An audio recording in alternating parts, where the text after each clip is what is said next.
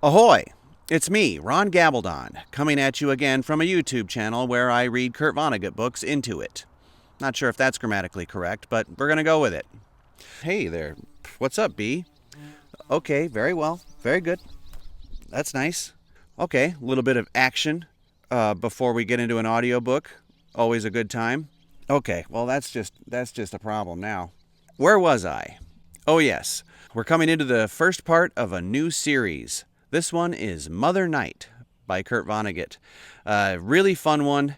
This has to do with Howard W. Campbell Jr., a American German citizen and a former playwright and writer who becomes the voice of English and German-speaking radio propaganda for the Nazi regime during World War II.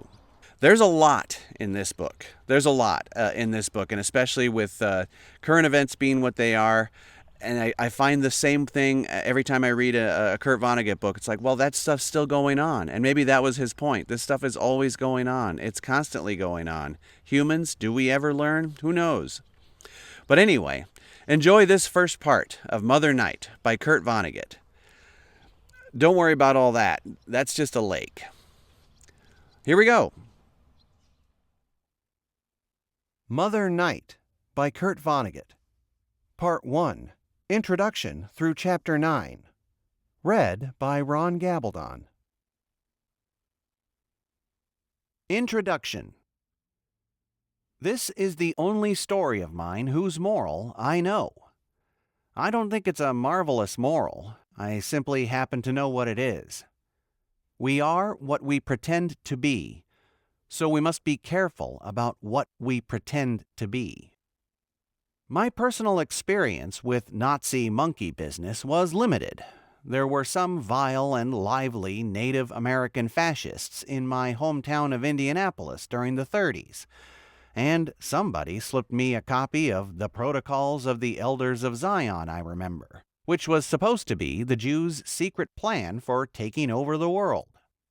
And I remember some laughs about my aunt, too, who married a German, and who had to write to Indianapolis for proofs that she had no Jewish blood.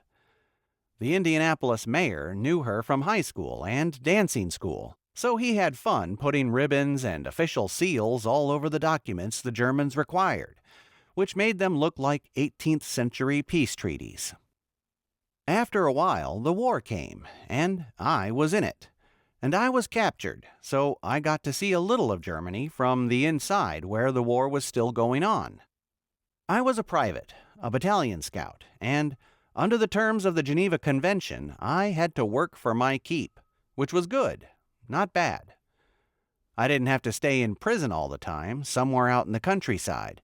I got to go to a city, which was Dresden, and to see the people and the things they did.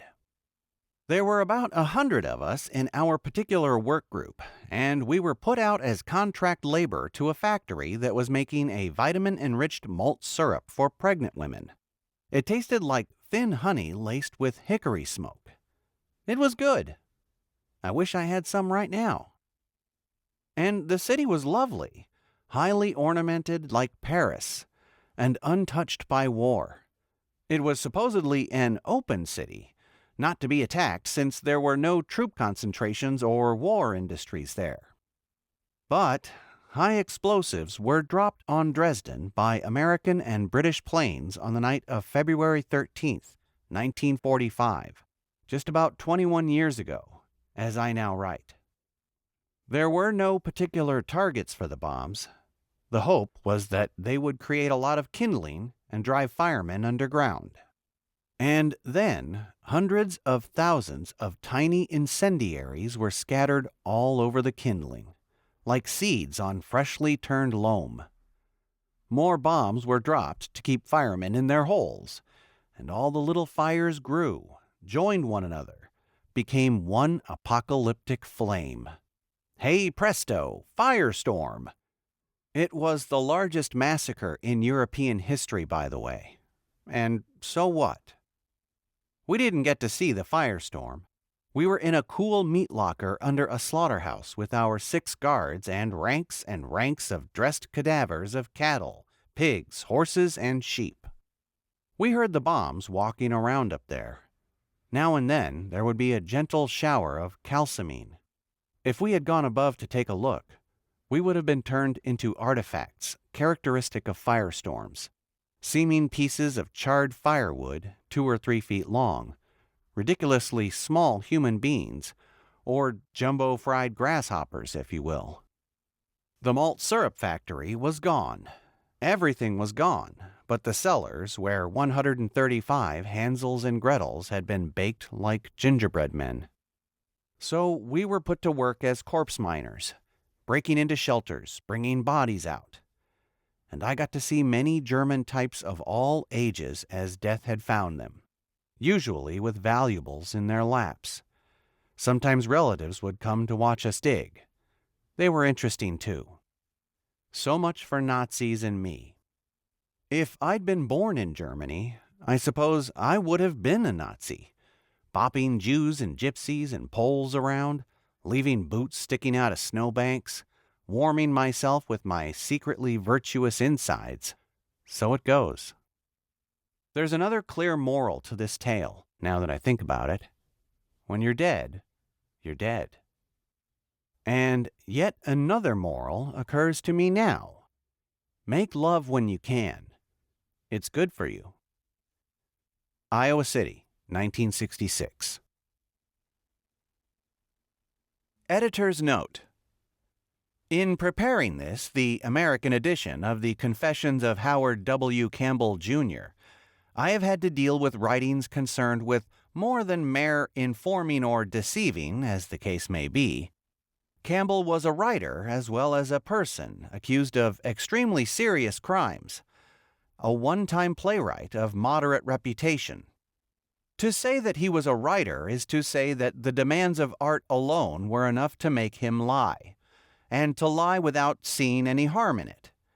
To say that he was a playwright is to offer an even harsher warning to the reader. For no one is a better liar than a man who has warped lives and passions onto something as grotesquely artificial as a stage. And now that I've said that about lying, I will risk the opinion that lies told for the sake of artistic effect, in the theater, for instance, and in Campbell's Confessions, perhaps, can be, in a higher sense, the most beguiling forms of truth. I don't care to argue the point. My duties as an editor are in no sense polemic. They are simply to pass on, in the most satisfactory style, the Confessions of Campbell. As for my own tinkerings with the text, they are few. I have corrected some spelling, removed some exclamation points, and all the italics are mine. I have in several instances changed names in order to spare embarrassment or worse to innocent persons still living. The names Bernard B. O'Hare, Harold J. Sparrow, and Dr. Abraham Epstein, for instance, are fictitious insofar as this account goes.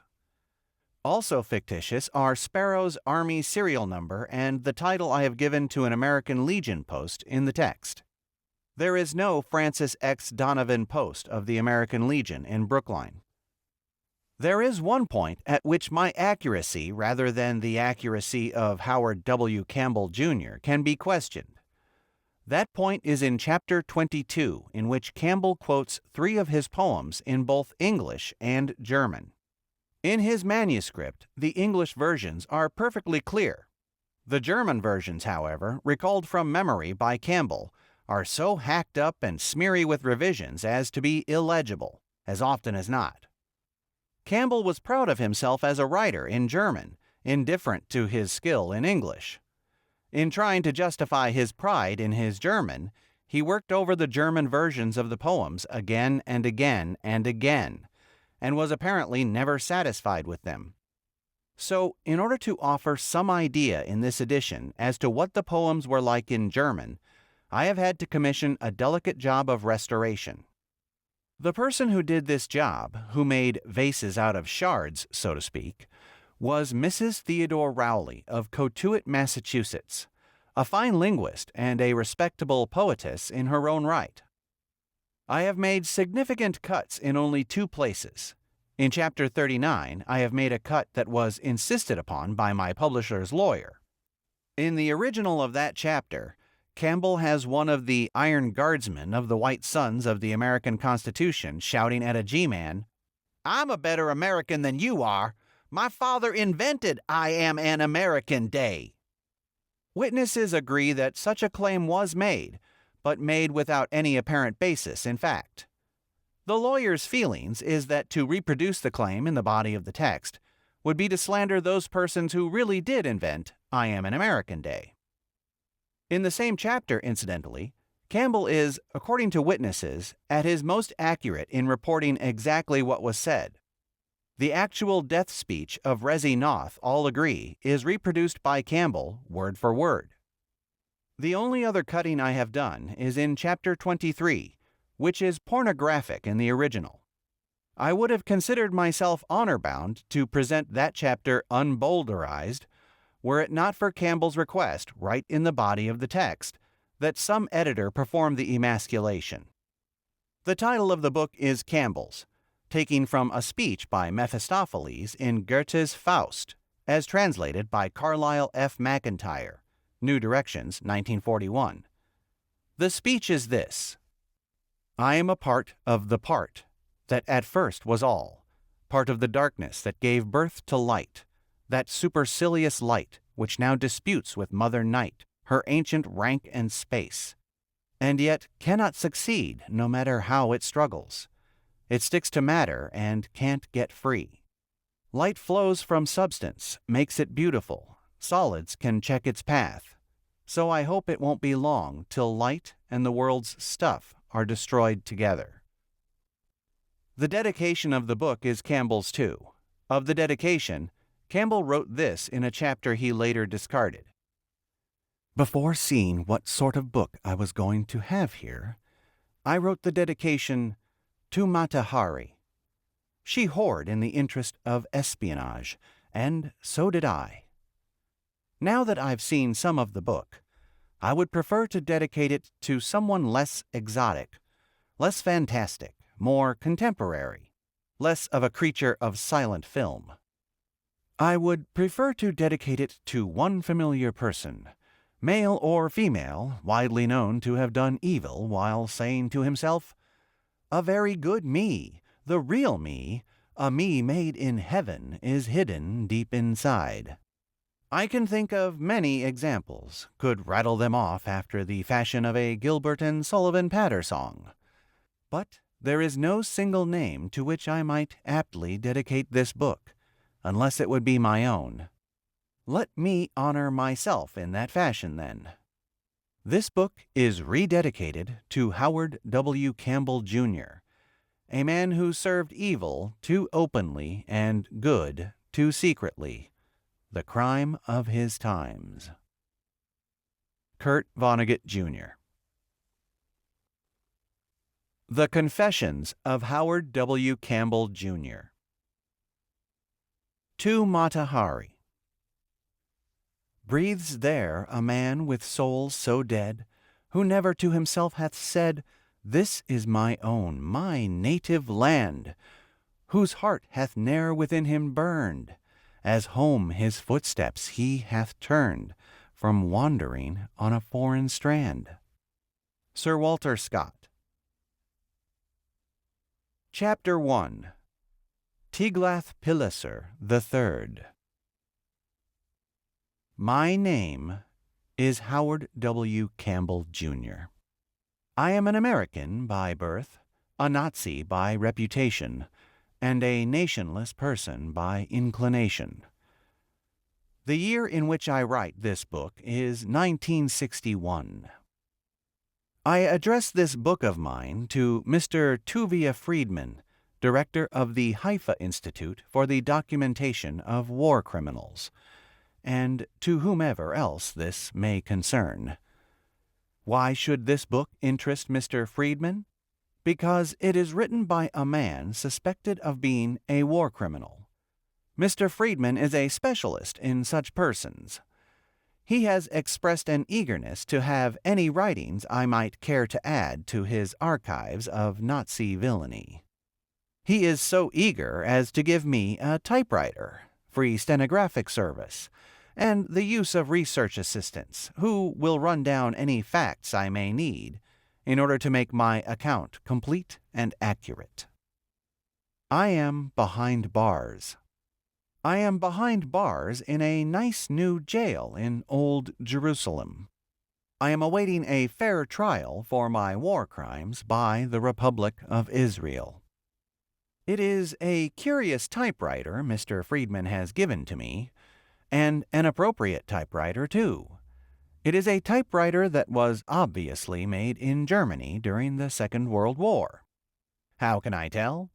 Quite simply, for it puts at fingertips a symbol that was never used on a typewriter before the Third German Reich, a symbol that will never be used on a typewriter again. The symbol is the twin lightning strokes used for the dreaded SS, the Schutzstaffel, the most fanatical wing of Nazism. I used such a typewriter in Germany all through the war. Whenever I had occasion to write of the Schutzstaffel, which I did often and with enthusiasm, I never abbreviated it as SS, but always struck the typewriter key for the more frightening and magical twin lightning strokes. Ancient history. I am surrounded by ancient history. Though the jail in which I rot is new, some of the stones in it, I'm told, were cut in the time of King Solomon. And sometimes, when I look out through my cell window at the gay and brassy youth of the infant Republic of Israel, I feel that I and my war crimes are as ancient as Solomon's old gray stones. How long ago that war, that Second World War was. How long ago the crimes in it. How nearly forgotten it is, even by the Jews, the young Jews, that is. One of the Jews who guards me here knows nothing about the war. He is not interested. His name is Arnold Marx. He has very red hair. He is only 18, which means Arnold was 3 when Hitler died, and non-existent when my career as a war criminal began. He guards me from 6 in the morning until noon. Arnold was born in Israel. He has never been outside of Israel. His mother and father left Germany in the early 30s. His grandfather, he told me, won an Iron Cross in the First World War. Arnold is studying to be a lawyer. The avocation of Arnold and of his father, a gunsmith, is archaeology. Father and son spend most of their spare time excavating the ruins of Hazor. They do so under the direction of Yigael Yadin, who was chief of staff of the Israeli army during the war with the Arab states. So be it. Hazor, Arnold tells me, was a Canaanite city in northern Palestine that existed at least 1900 years before Christ. About 1400 years before Christ, Arnold tells me, an Israelite army captured Hazor, killed all 40,000 inhabitants, and burned it down. Solomon rebuilt the city, said Arnold, but in 732 BC, Tiglath-Pileser III burned it down again. Who? I said. Tiglath-Pileser III, said Arnold. The Assyrian, he said, giving my memory a nudge. Oh, I said, that Tiglath-Pileser. You act as though you've never heard of him, said Arnold. I never have, I said. I shrugged humbly. I guess that's pretty terrible. Well, said Arnold, giving me a schoolmaster's frown, it seems to me he really is somebody everybody ought to know about. He is probably the most remarkable man the Assyrians ever produced. Oh, I said. I'll bring you a book about him if you like, said Arnold. That's nice of you, I said. Maybe I'll get around to thinking about remarkable Assyrians later on. Right now my mind is pretty well occupied with remarkable Germans. Like who? He said. Oh, I've been thinking a lot lately about my old boss, Paul Joseph Goebbels, I said. Arnold looked at me blankly. Who? He said. and I felt the dust of the Holy Land creeping in to bury me. Sensed how thick a dust and rubble blanket I would one day wear. I felt 30 or 40 feet of ruined cities above me. Beneath me, some primitive kitchen middens, a temple or two, and then Tiglath-Pileser III. Chapter 2. Special Detail. The guard who relieves Arnold Marks at noon each day is a man nearly my own age, which is 48. He remembers the war all right, though he doesn't like to. His name is Andor Gutman. Andor is a sleepy, not very bright Estonian Jew. He spent 2 years in the extermination camp at Auschwitz, according to his own reluctant account. He came this close to going up a smokestack of a crematorium there. "I had just been assigned to the Sonderkommando," he said to me, when the order came from Himmler to close the ovens down. Sonderkommando means special detail. At Auschwitz, it meant a very special detail indeed, one composed of prisoners whose duties were to shepherd condemned persons into gas chambers, and then to lug their bodies out. When the job was done, the members of the Sonderkommando were themselves killed. The first duty of their successors was to dispose of their remains. Gutmann told me that many men actually volunteered for the Sonderkommando. "Why?" I asked him. "If you could write a book about that," he said, "and give the answer to that question, that why, you would have a very good book." "Do you know the answer?" I said. "No," he said. "That is why I would pay a great deal of money for a book with the answer in it." "Any guesses?" I said. "No," he said, looking me straight in the eye, even though I was one of the ones who volunteered. He went away for a little while, after having confessed that. And he thought about Auschwitz, the thing he liked least to think about. And he came back, and he said to me, "There were loudspeakers all over the camp," he said, "and they were never silent for long. There was much music played through them. Those who were musical told me it was often good music, sometimes the best." "That's interesting," I said. "There was no music by Jews," he said. "That was forbidden." "Naturally," I said. "And the music was always stopping in the middle," he said. "And then there was an announcement. All day long, music and announcements." "Very modern," I said. He closed his eyes, remembered gropingly. "There was one announcement that was always crooned, like a nursery rhyme. Many times a day it came. It was the call for the Sonderkommando." "Oh?" I said. "Leichenträger zu Wache," he crooned, his eyes still closed. Translation: corpse carriers to the guardhouse. In an institution in which the purpose was to kill human beings by the millions, it was an understandably common cry. "After 2 years of hearing that call over the loudspeakers, between the music," Gutmann said to me, "the position of corpse carriers suddenly sounded like a very good job." "I can understand that," I said. "You can?" he said. He shook his head. "I can't," he said. "I will always be ashamed. Volunteering for the Sonderkommando. It was a very shameful thing to do." "I don't think so," I said. "I do," he said. "Shameful," he said. "I never want to talk about it again." Chapter 3. Briquettes. The guard who relieves Andor Gutman at 6 each night is Arpad Kovacs. Arpad is a Roman candle of a man, loud and gay. When Arpad came on duty at 6 last night, he demanded to see what I had written so far. I gave him the very few pages, and Arpad walked up and down the corridor, waving and praising the pages extravagantly. He didn't read them. He praised them for what he imagined to be in them. "Give it to the complacent bastards," he said last night. "Tell those smug briquettes."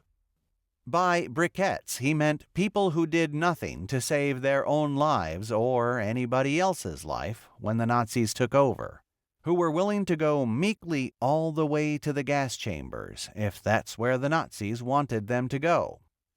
A briquette, of course, is a molded block of coal dust, the soul of convenience where transportation, storage, and combustion are concerned. Arpad, faced with the problem of being a Jew in Nazi Hungary, did not become a briquette. On the contrary, Arpad got himself false papers and joined the Hungarian SS. That fact is the basis for his sympathy with me. "Tell them the things a man does to stay alive. What's so noble about being a briquette?" he said last night. "Did you ever hear any of my broadcasts?" I asked him. The medium of my war crimes was radio broadcasting. I was a Nazi radio propagandist, a shrewd and loathsome anti-Semite. "No," he said. So I showed him a transcript of a broadcast, a transcript furnished to me by the Haifa Institute. "Read it," I said. "I don't have to," he said. "Everybody was saying the same thing over and over and over in those days." "Read it anyway, as a favor," I said. So he read it, his face becoming sourer and sourer. He handed it back to me.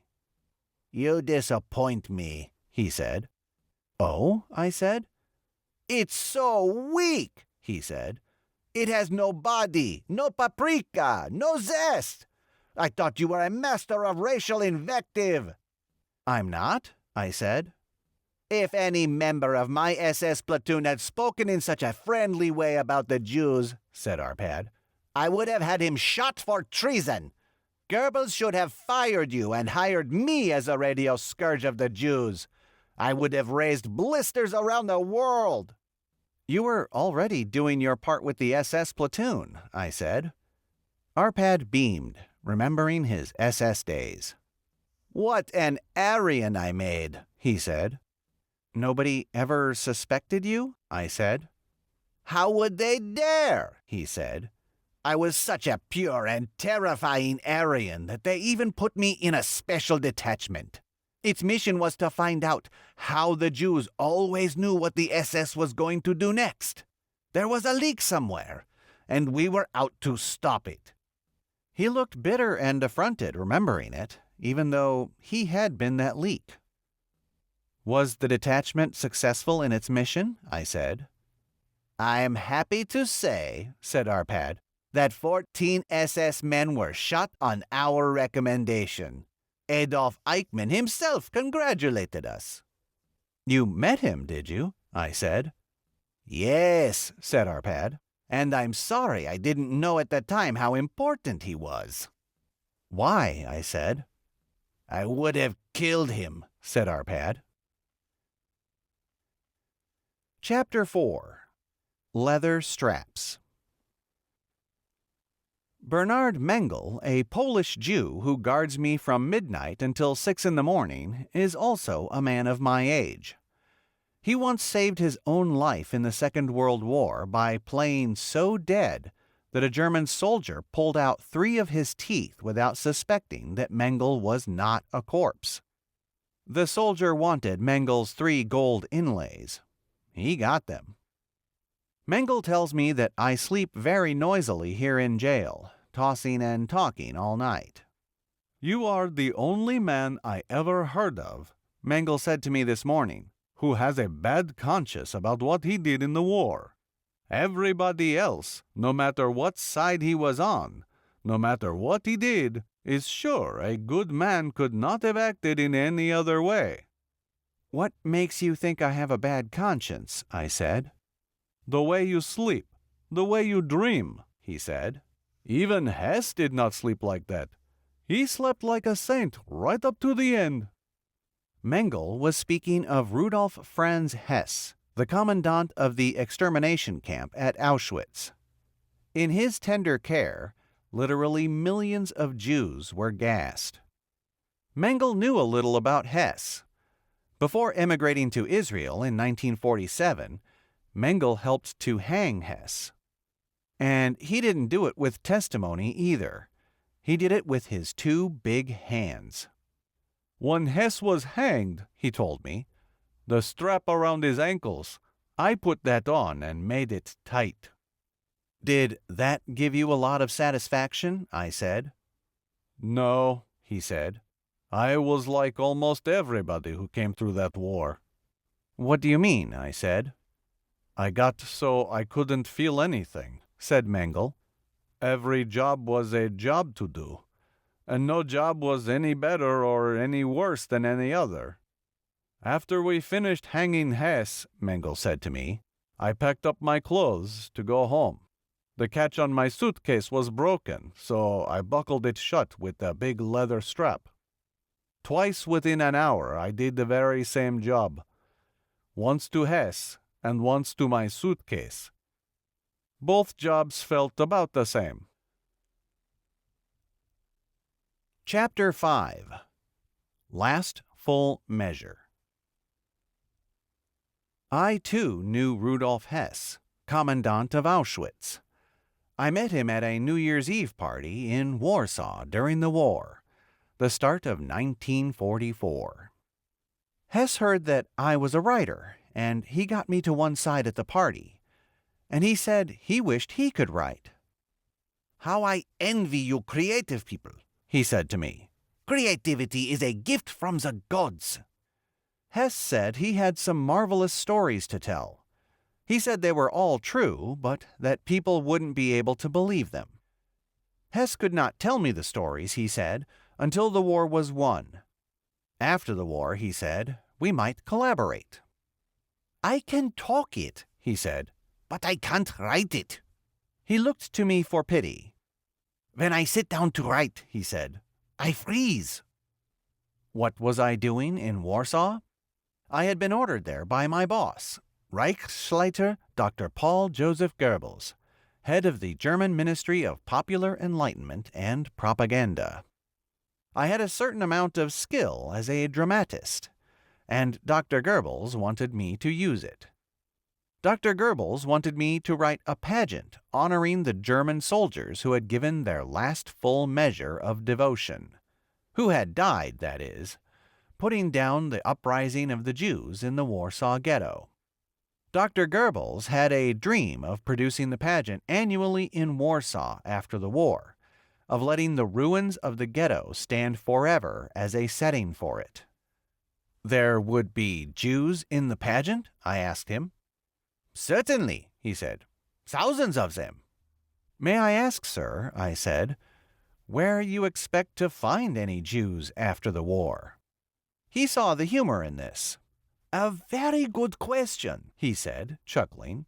"We'll have to take that up with Hess," he said. "With whom?" I said. I hadn't yet been to Warsaw, hadn't yet met with Brother Hess. "He's running a little health resort for Jews in Poland," said Goebbels. "We must be sure to ask him to save us some." Can the writing of this ghastly pageant be added to the list of my war crimes? No, thank God. It never got much beyond having a working title, which was Last Full Measure. I am willing to admit, however, that I probably would have written it if there had been enough time, if my superiors had put enough pressure on me. Actually, I am willing to admit almost anything. About this pageant, it had one peculiar result. It brought the Gettysburg Address of Abraham Lincoln to the attention of Goebbels, and then to the attention of Hitler himself. Goebbels asked me where I'd gotten the working title, so I made a translation for him of the entire Gettysburg Address. He read it, his lips moving all the time. "You know," he said to me, "this is a very fine piece of propaganda. We are never as modern, as far ahead of the past as we like to think we are. It's a very famous speech in my native land, I said. Every schoolchild has to learn it by heart. Do you miss America? He said. I miss the mountains, the rivers, the broad plains, the forests, I said. But I could never be happy with the Jews in charge of everything. They will be taken care of in due time, he said. I live for that day. My wife and I live for that day, I said. How is your wife? He said. Blooming, thank you, I said. A beautiful woman, he said. I'll tell her you said so, I said. It will please her immensely. About this speech by Abraham Lincoln, he said. Sir, I said. There are phrases in here that might be used most impressively in dedications of German military cemeteries, he said. I haven't been happy at all, frankly, with most of our funeral oratory. This seems to have the extra dimension I've been looking for. I'd like very much to send this to Hitler. Whatever you say, sir, I said. Lincoln wasn't a Jew, was he? He said. I'm sure not, I said. It would be very embarrassing to me if he turned out to be one, he said. I've never heard anyone suggest that he was, I said. The name Abraham is very suspicious, to say the least, said Goebbels. I'm sure his parents didn't realize that it was a Jewish name, I said. They must have just liked the sound of it. They were simple frontier people. If they'd known the name was Jewish, I'm sure they would have called him something more American, like George or Stanley or Fred. 2 weeks later, the Gettysburg Address came back from Hitler. There was a note from Der Führer himself stapled to the top of it. Some parts of these, he wrote, almost made me weep. All northern peoples are one in their deep feelings for soldiers. It is perhaps our greatest bond. Strange. I never dream of Hitler or Goebbels or Hess or Goering or any of the other nightmare people of the World War numbered 2. I dream of women instead. I asked Bernard Mengel, the guard who watches over me while I sleep here in Jerusalem, if he had any clues as to what I dreamed about. Last night, he said. Any night, I said. Last night it was women, he said. 2 names you said over and over. What were they? I said. Helga was one, he said. My wife, I said. The other was Rezi, he said. My wife's younger sister, I said. Just their names. That's all. You said goodbye, he said. Goodbye, I echoed. That certainly made sense, whether I dreamed it or not. Helga and Rezi were both gone forever. And you talked about New York, said Mengel. You mumbled, and then you said New York, and then you mumbled some more. That made sense too, as do most of the things I dream. I lived in New York for a long time before coming to Israel. New York City must be heaven, said Mengel. It might well be for you, I said. It was hell for me. Or not hell. Something worse than hell. What could be worse than hell, he said. Purgatory, I said. Chapter 6. Purgatory. About that purgatory of mine in New York City. I was in it for 15 years. I disappeared from Germany at the end of the Second World War. I reappeared, unrecognized, in Greenwich Village. There, I rented a depressing attic apartment with rats squeaking and scrabbling in the walls. I continued to inhabit that attic until a month ago, when I was brought to Israel for trial. There was one pleasant thing about my ratty attic. The back window of it overlooked a little private park, a little Eden formed by joined backyards. That park, that Eden, was walled off from the streets by houses on all sides. It was big enough for children to play hide and seek in. I often heard a cry from that little Eden, a child's cry that never failed to make me stop and listen. It was the sweet, mournful cry that meant a game of hide-and-seek was over, that those hiding were to come out of hiding, that it was time to go home. The cry was this: "Ollie, ollie, oxen free!" And I, hiding from many people who might want to hurt or kill me, often longed for someone to give that cry for me, to end my endless game of hide-and-seek with a sweet and mournful "Ollie, ollie, oxen free!" Chapter 7. Autobiography. I, Howard W. Campbell, Jr., was born in Schenectady, New York on February 16, 1912. My father, who was raised in Tennessee, the son of a Baptist minister, was an engineer in the service engineering department of the General Electric Company. The mission of the service engineering department was to install, maintain, and repair General Electric heavy equipment sold anywhere in the world. My father, whose assignments were at first only in the United States, was rarely home, and his job demanded such varied forms of technical cleverness of him that he had scant time and imagination left over for anything else. The man was the job, and the job was the man. The only non-technical book I ever saw him look at was a picture history of the First World War. It was a big book with pictures a foot high and a foot and a half wide. My father never seemed to tire of looking at the book, though he hadn't been in the war. He never told me what the book meant to him, and I never asked him. All he ever said to me about it was that it wasn't for children, that I wasn't to look at it. So, of course, I looked at it every time I was left alone. There were pictures of men hung on barbed wire, mutilated women, bodies stacked like cordwood, all the usual furniture of world wars. My mother was the former Virginia Crocker, the daughter of a portrait photographer from Indianapolis. She was a housewife and an amateur cellist. She played cello with the Schenectady Symphony Orchestra, and she once had dreams of my playing the cello too. I failed as a cellist because I, like my father, am tone-deaf. I had no brothers and sisters, and my father was seldom home, so I was for many years the principal companion of my mother. She was a beautiful, talented, morbid person.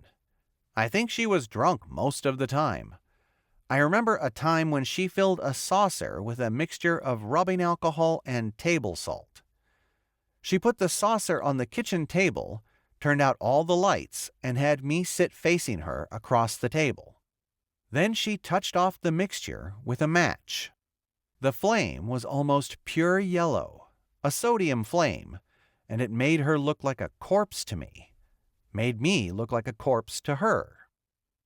"There," she said, "that's what we'll look like when we're dead." This queer demonstration not only scared me, it scared her too. My mother scared herself with her own queerness, and from that moment on I ceased to be her companion. From that moment on, she hardly spoke to me, cut me dead, I'm sure, out of fear of doing or saying something even crazier. All that happened in Schenectady before I was 10. In 1923, when I was 11, my father was assigned to the General Electric office in Berlin, Germany. From then on, my education, my friends, and my principal language were German. I eventually became a playwright in the German language, and I took a German wife, the actress Helga Noth.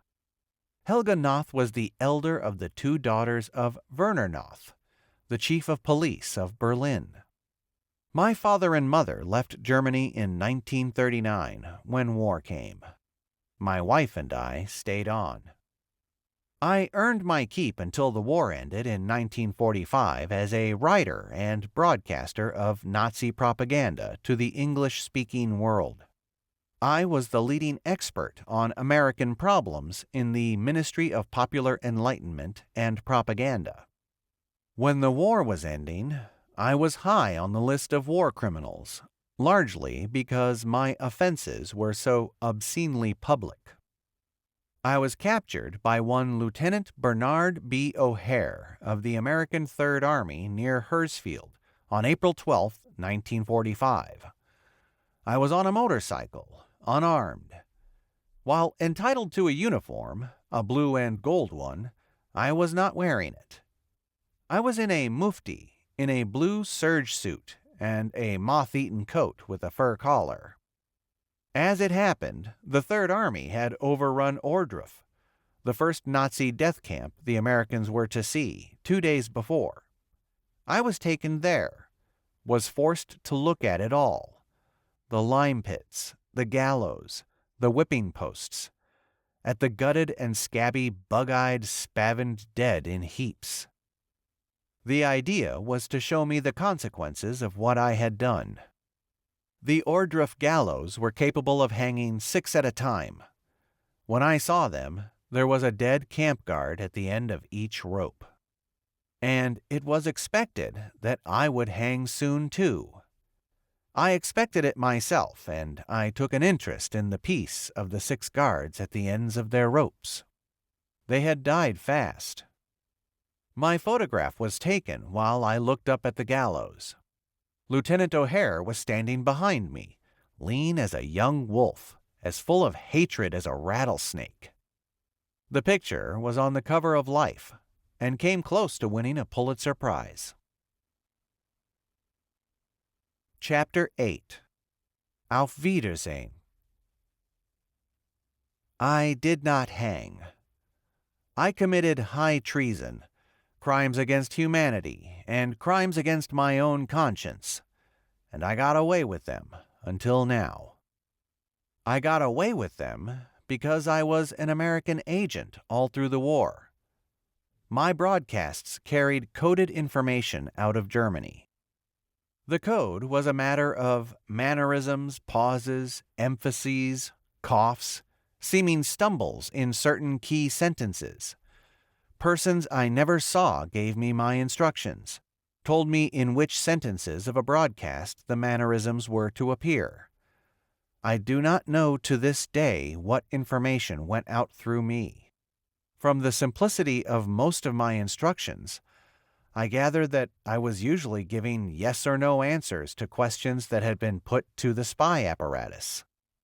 Occasionally, as during the build-up for the Normandy invasion, my instructions were more complicated, and my phrasing and diction sounded like the last stages of double pneumonia.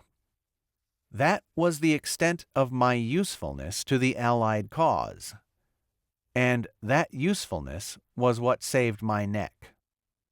I was provided with cover. I was never acknowledged as an American agent, but the treason case against me was sabotage. I was freed on non-existent technicalities about my citizenship, and I was helped to disappear. I came to New York under an assumed name. I started a new life, in a manner of speaking, in my ratty attic overlooking the secret park.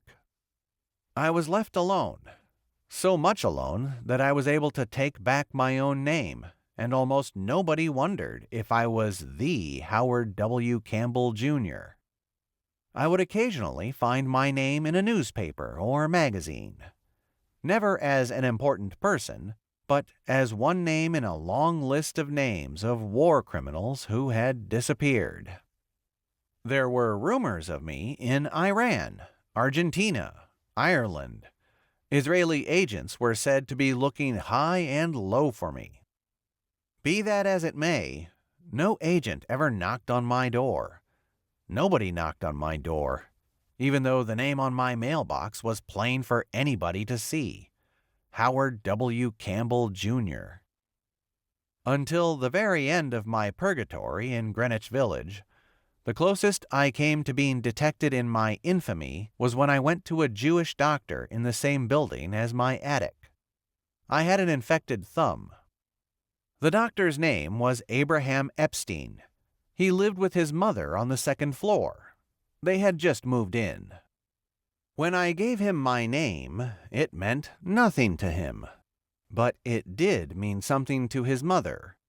Epstein was young, fresh out of medical school. His mother was old, heavy, slow, deeply lined, sadly, bitterly watchful. "That is a very famous name," she said. "You must know that." "Pardon me," I said. "You do not know about anybody else named Howard W. Campbell, Jr.?" she said. "I suppose there are some others," I said. "How old are you?" she said. I told her. "Then you are old enough to remember the war," she said. "Forget the war," her son said to her, affectionately but sharply. He was bandaging my thumb. "And you never heard Howard W. Campbell, Jr. broadcasting from Berlin," she said to me. "I do remember now, yes," I said. I'd forgotten. That was a long time ago. I never listened to him. But I remember he was in the news. Those things fade." "They should fade," said young Dr. Epstein. "They belong to a period of insanity that should be forgotten as quickly as possible." "Auschwitz," said his mother. "Forget Auschwitz," said Dr. Epstein. "Do you know what Auschwitz was?" his mother asked me. "Yes," I said. "That was where I spent my young womanhood," she said. "And that was where my son, the doctor here, spent his childhood." "I never think about it," said Dr. Epstein abruptly. "There, that thumb should be all right in a couple of days. Keep it warm, keep it dry." And he hustled me towards the door. "Sprechen Sie Deutsch?" his mother called after me as I was leaving. "Pardon me?" I said. "I asked if you spoke German," she said. "Oh," I said. "No, I'm afraid not," I said.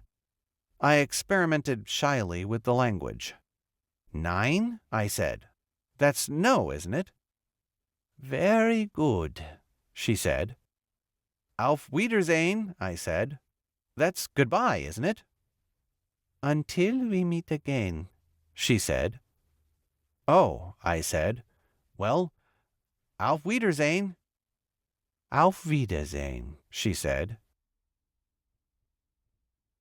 Chapter 9. Enter My Blue Fairy Godmother.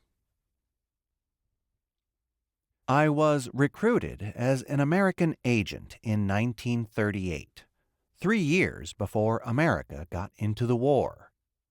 I was recruited one spring day in the Tiergarten in Berlin. I had been married to Helga Noth a month. I was a fairly successful playwright, writing in the language in which I write best, German. I had one play, The Goblet, running in both Dresden and Berlin. Another play of mine, The Snow Rose, was then in production in Berlin. I had just finished a third one, 70 times 7. All 3 plays were medieval romances, about as political as chocolate eclairs. I was sitting alone on a park bench in the sunshine that day, thinking of a 4th play that was beginning to write itself in my mind. It gave itself a title, which was Das Reich der Zwei, Nation of Two. It was going to be about the love my wife and I had for each other. It was going to show how a pair of lovers in a world gone mad could survive by being loyal only to a nation composed of themselves. A nation of two. On a bench across the path from me, a middle-aged American now sat down. He looked like a fool and a gas bag. He untied his shoelaces to relieve his feet, and he began to read a month-old copy of the Chicago Sunday Tribune. 3 handsome officers of the SS stalked down the walk between us. When they were gone, the man put his paper down and spoke to me in twanging Chicago English. "Nice-looking men," he said. "I suppose," I said. "You understand English?" he said. "Yes," I said. "Thank God for somebody who can understand English," he said. "I've been going crazy trying to find somebody to talk to." "That's so," I said. "What do you think of all this?" he said. "Or aren't people supposed to go around asking questions like that?" "All what?" I said. "The things going on in Germany," he said. "Hitler and the Jews and all that." "It isn't anything I can control," I said, "so I don't think about it." He nodded. "None of your beeswax, eh?" he said. "Pardon me?" I said. "None of your business," he said. "That's right," I said. "You didn't understand that when I said beeswax instead of business," he said. "It's a common expression, is it?" I said. "In America it is," he said. "You mind if I come over there so we don't have to holler?" "As you please," I said. "As you please," he echoed, coming over to my bench. "That sounds like something an Englishman would say." "American," I said. He raised his eyebrows. "Is that a fact? I was trying to guess what maybe you were, but I wouldn't have guessed that." "Thank you," I said. "You figure that's a compliment," he said. "That's why you said thank you?" "Not a compliment or an insult either," I said. "Nationalities just don't interest me as much as they probably should." This seemed to puzzle him. "Any of my beeswax what you do for a livin'?" he said. "Writer," I said. "Is that a fact?" he said. "That's a great coincidence. I was sittin' over there wishin' I could write, on account of I've thought up what I think's a pretty good spy story." "That's so," I said. "I might as well give it to you," he said. "I'll never write it." "I've got all the projects I can handle now," I said. "Well, sometime you may run dry," he said. "And then you can use this thing of mine. There's this young American, see, who's been in Germany so long he's practically a German himself. He writes plays in German, and he's married to a beautiful German actress. And he knows a lot of big-shot Nazis who like to hang around theater people." He rattled off the names of Nazis, great and small, all of whom Helga and I knew pretty well. It wasn't that Helga and I were crazy about Nazis. I can't say, on the other hand, that we hated them. They were a big, enthusiastic part of our audience, important people in the society in which we lived. They were people. Only in retrospect can I think of them as trailing slime behind. To be frank, I can't think of them as doing that even now. I knew them too well as people, worked too hard in my time for their trust and applause. Too hard. Amen. Too hard. "Who are you?" I said to the man in the park. "Let me finish my story first," he said. "So, this young man knows there's a war comin'. Figures America's gonna be on one side and Germany's gonna be on the other. So this American, who hasn't been anything but polite to the Nazis up to then, decided to pretend he's a Nazi himself, and he stays on in Germany when the war comes along, and gets to be a very useful American spy." "You know who I am?" I said. "Sure," he said. He took out his billfold, showed me the United States War Department identification card that said he was Major Frank Weirtanen, Unit Unspecified. "And that's who I am. I'm asking you to be an American intelligence agent, Mr. Campbell." "Oh, Christ," I said. I said it with anger and fatalism. I slumped down. When I straightened up again, I said, "Ridiculous. No. Hell no." "Well," he said. I'm not too let down. Actually, because today isn't when you give me your final answer anyway.